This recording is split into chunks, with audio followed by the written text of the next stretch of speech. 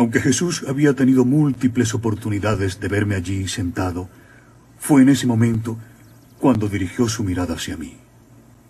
Los niños se desperdigaron por el jardín y el maestro avanzó hacia las escalinatas. Traté de ponerme en pie, pero el rabí extendió su mano indicándome que no me moviera. Se sentó a mi lado, con la respiración aún agitada y la frente empapada por el sudor. Jasón, amigo, ¿qué te sucede? Tú estás aquí para dar testimonio. No debes de fallecer. Entonces, ¿sabes quién soy? ¿Ves allá a mis discípulos? Pasará mucho tiempo hasta que esos y las generaciones venideras comprendan quién soy y por qué fui enviado por mi Padre. Tú, a pesar de venir de donde vienes, estás más cerca que ellos de la verdad. No comprendo, maestro, por qué tus hombres van armados. Muy pocos lo creerían en mi tiempo. Los que están conmigo no me han entendido. Señor, hay tantas cosas de las que desearía hablarte. Bueno, aún tenemos tiempo. Bástele a cada día su afán. Antes me has preguntado qué me ocurría. ¿Cómo has podido darte cuenta? Levanta la piedra y me encontrarás allí. Corta la madera y yo estoy allí. Donde hay soledad, allí estoy yo también. Sabes, toda mi vida me he sentido solo. Yo soy la luz que está sobre todos. Hay muchos que se detienen junto a la puerta, pero en verdad te digo que solo los solitarios entrarán en la cámara nupcial. Me tranquiliza saber que también los que dudamos tenemos un rincón en tu corazón. El mundo no es digno de aquel que se encuentra a sí mismo. 1000 veces me he hecho la misma pregunta. ¿Por qué estamos aquí? El mundo es un puente. Pasad por él, pero no os instaléis en él. Pero no has respondido a mi pregunta. Sí, Jasón. Sí lo he hecho. Este mundo es como la antesala del reino de mi Padre. Prepárate en la antesala, a fin de que puedas ser admitido en la sala del banquete. Sé caminante que no se detiene. Pero, Señor, conozco a muchos que se han instalado en su sabiduría y que dicen poseer la verdad. Dime una cosa, Jasón. ¿Dónde crece la simiente? En la tierra. En verdad te digo que la verdadera sabiduría solo puede nacer en el corazón que ha llegado a ser como el polvo. El sabio y el anciano, que no duden en preguntar a un niño de 7 días por el lugar de la vida, vivirán.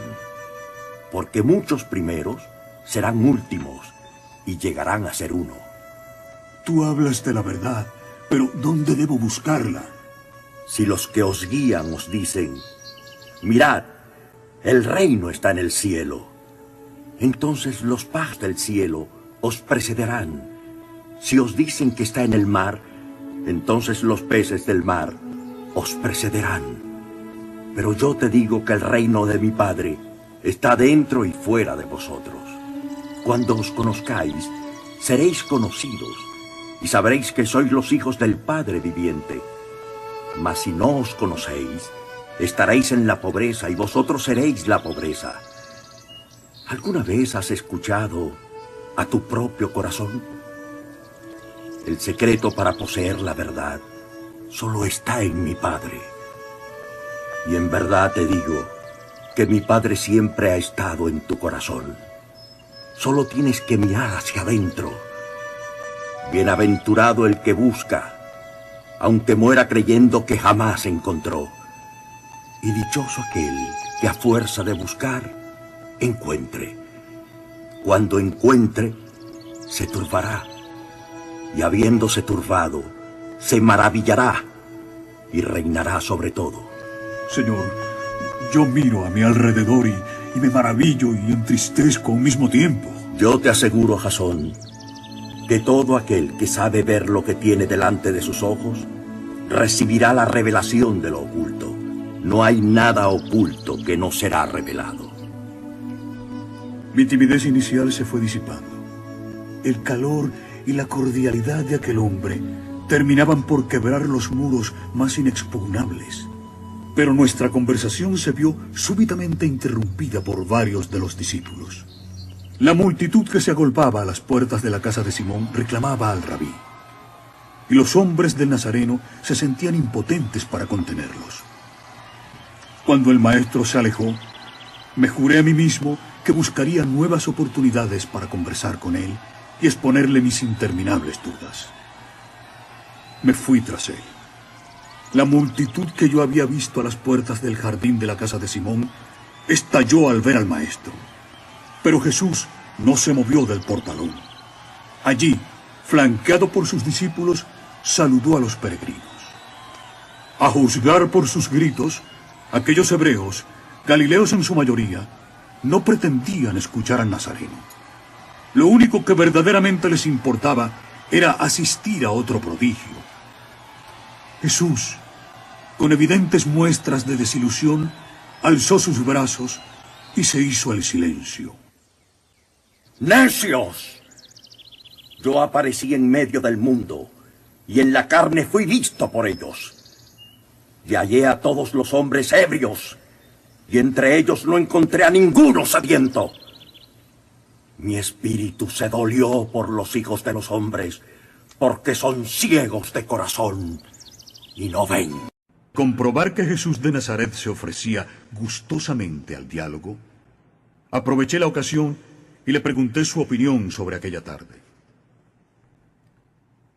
He estado en medio del mundo y me he revelado a ellos en la carne.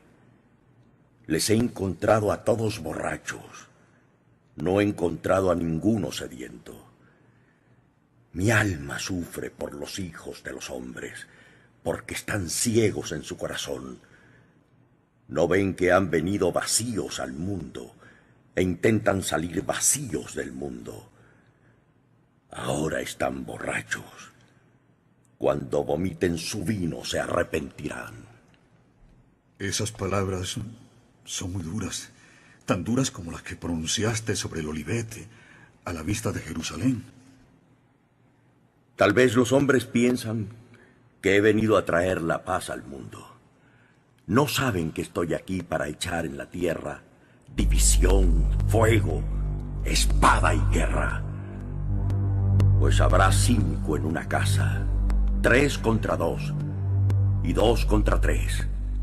El padre contra el hijo y el hijo contra el padre. Y ellos estarán solos. Muchos en mi mundo podrían asociar esas frases tuyas sobre el fin de Jerusalén como el fin de los tiempos. ¿Qué dices a eso?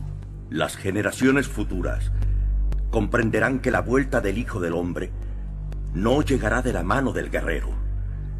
Ese día será inolvidable.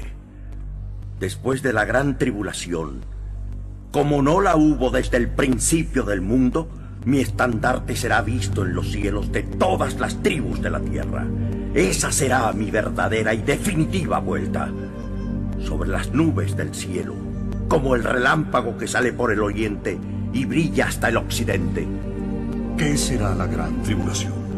Vosotros podréis llamarlo un parto de toda la humanidad. Al menos dinos cuándo tendrá lugar. De aquel día y de aquella hora, nadie sabe. Ni los ángeles ni el Hijo.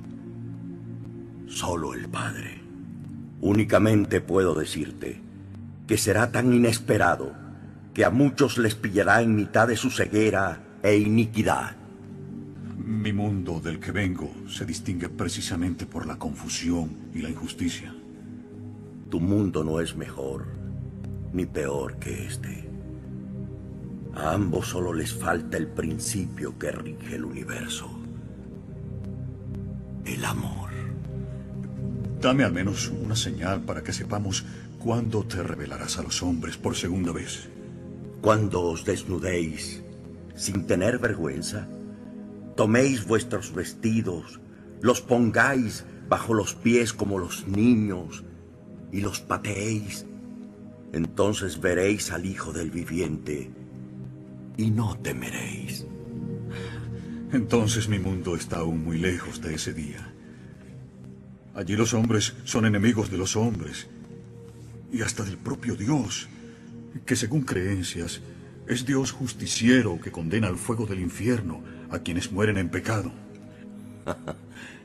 Estáis entonces equivocados. Dios no tiene enemigos. Los hombres son hábiles manipuladores de la verdad. Un padre puede sentirse afligido ante las locuras de un hijo, pero nunca condenaría a los suyos a un mal permanente. El infierno, tal como creen en tu mundo, significaría que una parte de la creación se le ha ido de las manos al Padre. Y puedo asegurarte que creer eso es no conocer al Padre. ¿Por qué hablaste entonces en cierta ocasión del fuego eterno y del rechinar de dientes? Si hablando en parábolas no me comprendéis, ¿cómo puedo enseñaros entonces los misterios del reino? En verdad os digo que aquel que apueste fuerte y se equivoque, sentirá como rechinan sus dientes. ¿Es que la vida es una apuesta? Tú lo has dicho, Jasón. Una apuesta por el amor. Es el único bien en juego desde que se nace. ¿Qué te preocupa?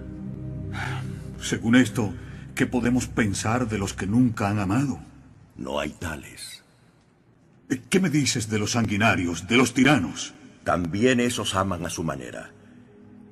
Cuando pasen al otro lado, recibirán un buen susto. No entiendo. Se darán cuenta que, al dejar este mundo, nadie les preguntará por sus crímenes, riquezas, poder o belleza.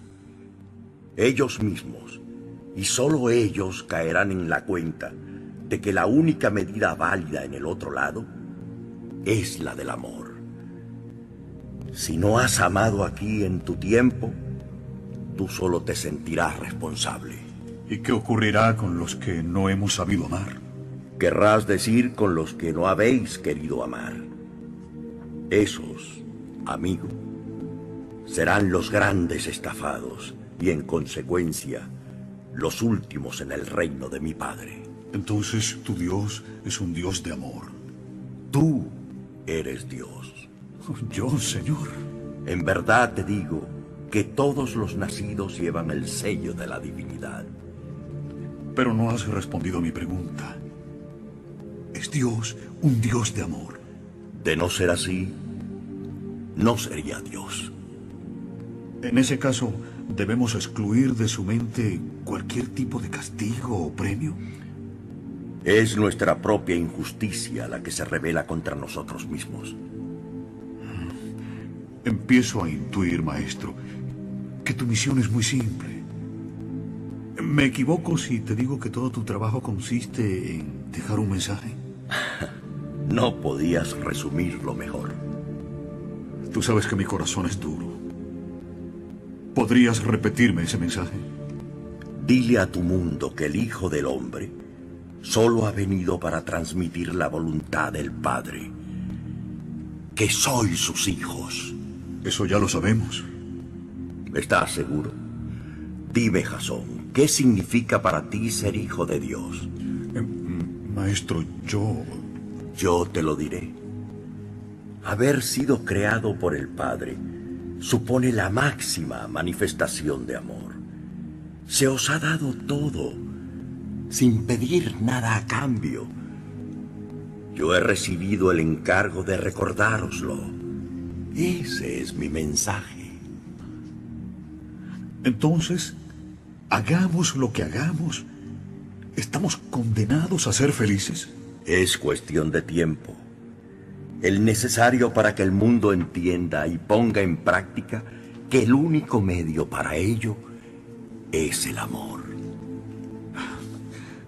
Si tu presencia en el mundo obedece a una razón tan elemental como la de depositar un mensaje para toda la humanidad, ¿no crees que tu iglesia está de más?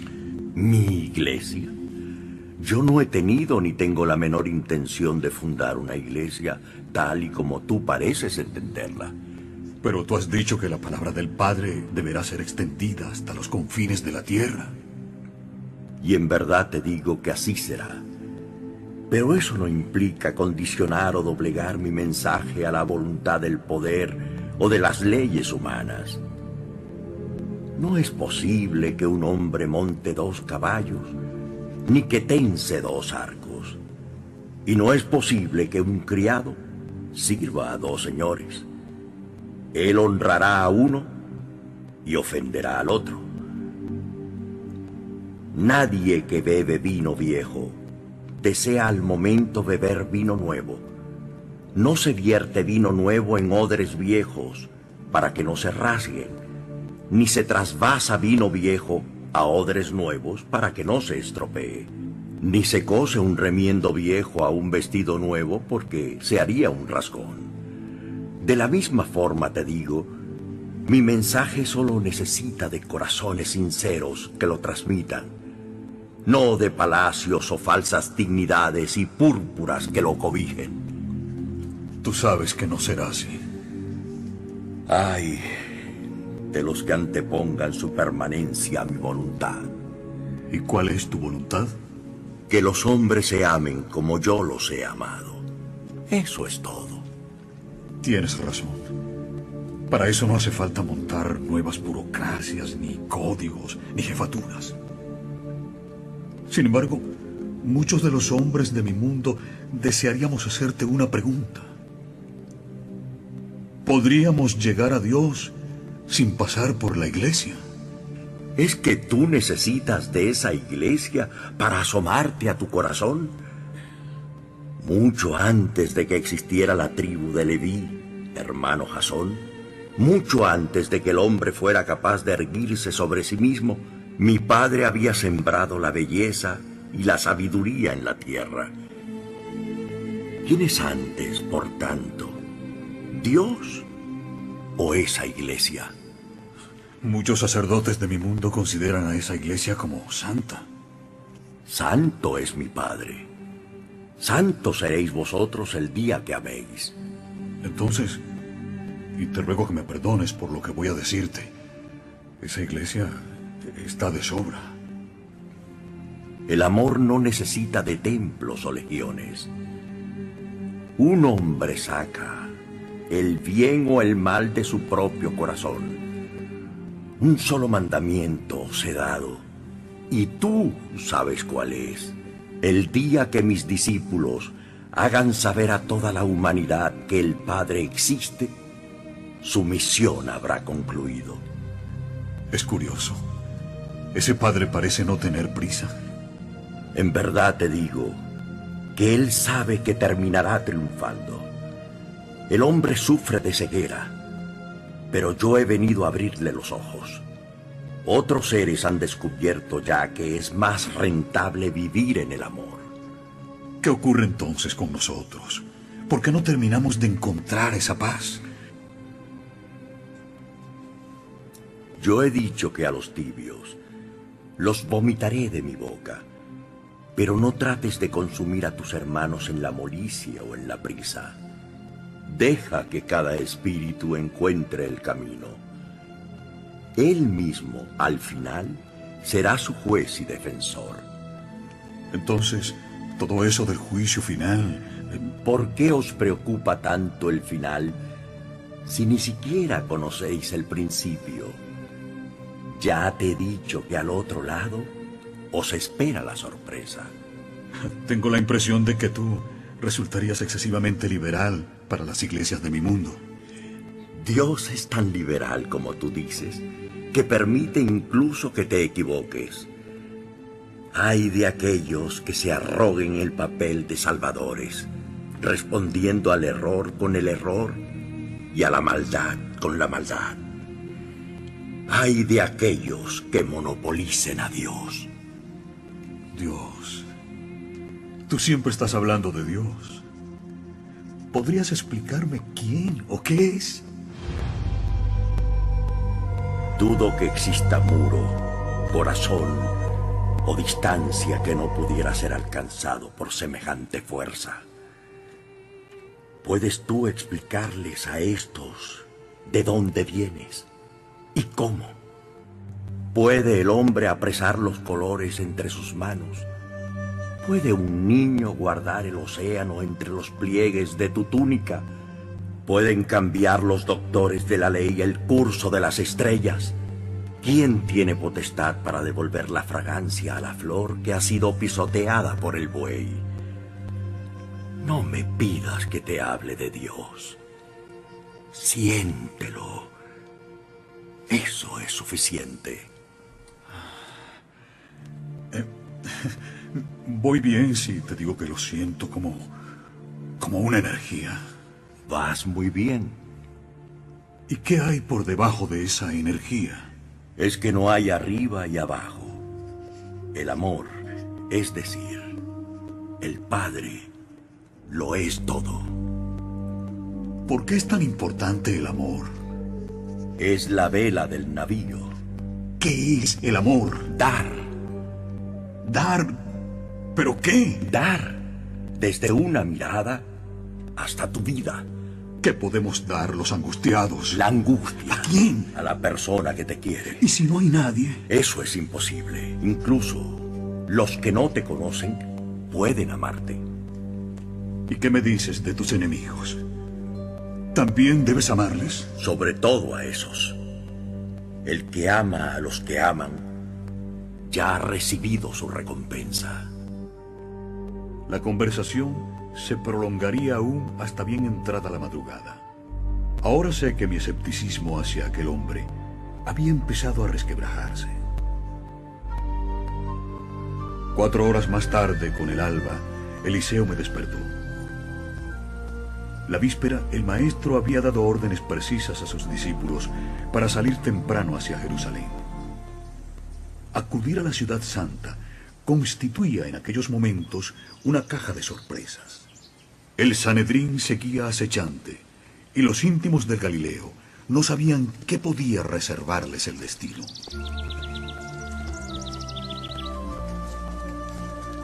Hacia las 8 de la mañana nos pusimos en camino. Jesús, como siempre, marchaba a la cabeza. 6 de abril, jueves.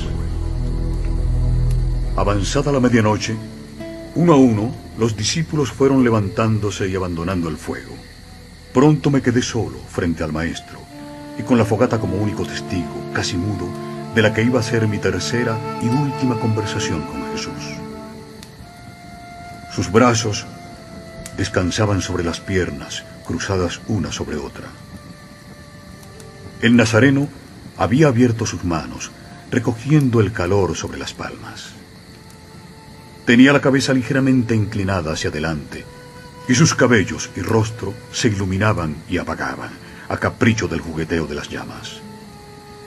Su expresión acogedora y apacible durante toda la noche se había vuelto grave. De pronto, el corazón me dio un vuelco. Brillante, tímida y sin prisas, una lágrima había hecho aparición en su mejilla derecha. Era la segunda vez que veía llorar a aquel extraño hombre. No respiré siquiera, conmovido e intrigado por aquel sereno y súbito llanto del Galileo. Jasón, ¿no duermes? ¿Sabes de la dureza de las próximas horas? Deberías descansar como todos los demás. Maestro, ¿por qué un hombre como tú necesita de la oración? El hombre, mientras padece su condición de mortal, busca y necesita respuestas. Y en verdad te digo que esa sed de verdad solo puede aplacarla mi Padre. Ni el poder, ni la fama, ni siquiera la sabiduría conducen al hombre al verdadero contacto con el reino del Espíritu. Es por la oración como el humano trata de acercarse al infinito. Mi espíritu empieza a estar afligido y yo también necesito del consuelo de mi Padre. ¿Es que la verdadera sabiduría está en el reino de tu Padre? Mi Padre es la sabiduría. Entonces, si yo rezo, ¿puedo saciar mi curiosidad e iluminar mi espíritu? Siempre que esa oración nazca realmente de tu espíritu. Ninguna súplica recibe respuesta, a no ser que proceda del Espíritu. En verdad te digo que el hombre se equivoca cuando intenta canalizar su oración y sus peticiones hacia el beneficio material propio o ajeno. Esa comunicación con el reino divino de los seres de mi Padre solo obtiene cumplida respuesta cuando obedece a una ansia de conocimiento o consuelo espirituales. Lo demás, las necesidades materiales que tanto os preocupan, no son consecuencia de la oración, sino del amor de mi Padre. ¿Por eso has insistido tanto en aquello de buscar el reino de Dios y su justicia? Sí, Jasón. El resto siempre se os da por añadidura. ¿Y cómo debemos pedir? Como si ya se os hubiera concedido. Recuerda que la fe es el verdadero soporte de esa súplica espiritual. Pero no siempre es así. Cuando las oraciones provienen en verdad del espíritu humano, a veces son tan profundas que no pueden recibir contestación hasta que el alma entra en el reino de mi Padre. Si el hombre no ha alcanzado el grado espiritual necesario y aconsejable para asimilar el conocimiento emanado del reino, deberá esperar en este mundo o en otros hasta que esa evolución le permita reconocer y comprender las respuestas que aparentemente no recibió en el momento de la petición. El silencio no significa olvido. El hijo está siempre en el derecho de preguntar a sus padres, pero estos pueden demorar las respuestas, a la espera de que el infante adquiera la suficiente madurez como para comprenderlas. ¿Debo pensar entonces que la demora en la respuesta a mis súplicas es señal de mi progresivo avance en el mundo del espíritu? Hay infinidad de respuestas indirectas, de acuerdo con la capacidad mental y espiritual del que pide. Pero cuando una súplica queda temporalmente en blanco, es frecuente presagio de una contestación que llenará en su día a un espíritu enriquecido por la evolución. ¿Por qué resulta todo esto tan complejo? No, querido amigo. El amor no es complicado. Es vuestra natural ignorancia la que os precipita a la oscuridad, o la que os inclina a una permanente justificación de vuestros errores. ¿De verdad el acceso al reino de tu Padre está al alcance de todos los mortales? El reino de nuestro Padre está en el corazón de todos y cada uno de los seres humanos. Solo los que despiertan a la luz del Evangelio lo descubren y penetran en él. ¿A quién aborrecer más? En el corazón de mi Padre no hay lugar para el odio. Deberías saberlo. Guárdate solo de los hipócritas, pero no viertas jamás en ellos el veneno de la venganza. ¿Quién es hipócrita? Aquel que predica la vía del reino celestial y en cambio se instala en el mundo. En verdad te digo que los hipócritas engañan a los simples de corazón y no satisfacen más que a los mediocres. ¿A quién estimas más? ¿A un hombre espiritual o a un revolucionario? Prefiero al hombre que actúa con amor, aquel que es capaz de amarlo todo. ¿Pero qué me dices de las injusticias? ¿También debemos aprender a amar a los que nos humillan o tiranizan? Cuando llegue el caso, pide explicaciones a tu hermano, pero nunca le odies. El mayor error de tu mundo es su falta de generosidad. El que conoce y practica el amor no suele tener necesidad de perdonar. Siempre está dispuesto a comprenderlo todo. La humanidad a veces se emborracha y embota con sus propios hallazgos y triunfos, olvidando que su auténtico estado natural reside en la serenidad de su espíritu. El día que despierte de tan pesado letargo, volverá sus ojos al sendero del amor, el único que conduce a la verdadera sabiduría. El cansancio empezaba a apoderarse de ambos, y de mutuo acuerdo decidimos descansar las escasas horas que restaban ya para el alba. Hacia las 10:30 El grupo completo, integrado por unas 50 personas, comenzó a ascender por la ladera del Olivete. Yo, algo rezagado, advertí a Eliseo de la dirección que seguía el grupo, en previsión de cualquier aproximación a la zona de seguridad del módulo. Al llegar a la cima del monte, el nazareno rogó a sus amigos que tomaran asiento y que escucharan sus palabras. No es incompatible ser hijo del reino espiritual y ciudadano del gobierno secular y civil. Es deber del creyente dar al César lo que es del César y a Dios lo que es de Dios. No debéis rendir culto espiritual a los gobernantes de la tierra, ni tampoco debéis emplear la fuerza física de los gobiernos terrenales. Ser hijos del reino, desde el punto de vista de una civilización avanzada, debe convertiros en ciudadanos ideales en los reinos terrenales.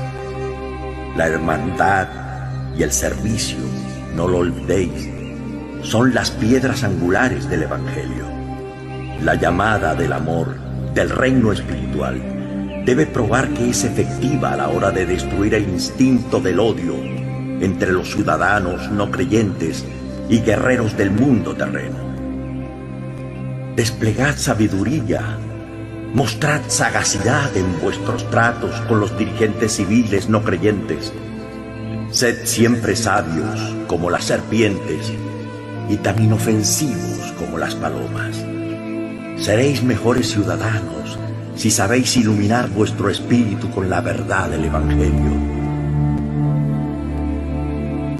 El verdadero objetivo de vuestros corazones, proclamar el Evangelio, porque el Evangelio es una verdad viviente, una revelación viva, y es mi deseo que lleve frutos apropiados a cada individuo y a cada generación de acuerdo con las leyes del crecimiento espiritual. Recordad siempre, amaros el uno al otro. No luchéis con los hombres, ni siquiera con los no creyentes. Mostrad misericordia, incluso con los que despreciativamente abusen de vosotros. Y yo os aseguro que mi espíritu estará sobre vosotros, ahora y siempre, hasta el final del mundo. Jesús dio por finalizada su alocución. Desde mi punto de vista, aquellos gentiles habían asimilado mejor que los propios apóstoles las intenciones y enseñanzas del Maestro. Los 11 casi no abrieron la boca. No acertaban a comprender que la difusión de la verdad pudiera llevarse a efecto sin la promulgación de leyes seculares, como había pedido el Maestro.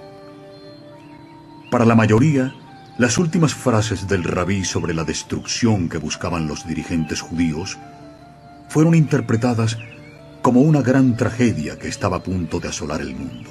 Y aunque conocían la orden concretísima del Sanedrín de dar caza a Jesús, su fe en los poderes del Galileo era tal que se resistían a admitir que los sacerdotes pudieran tocarle siquiera.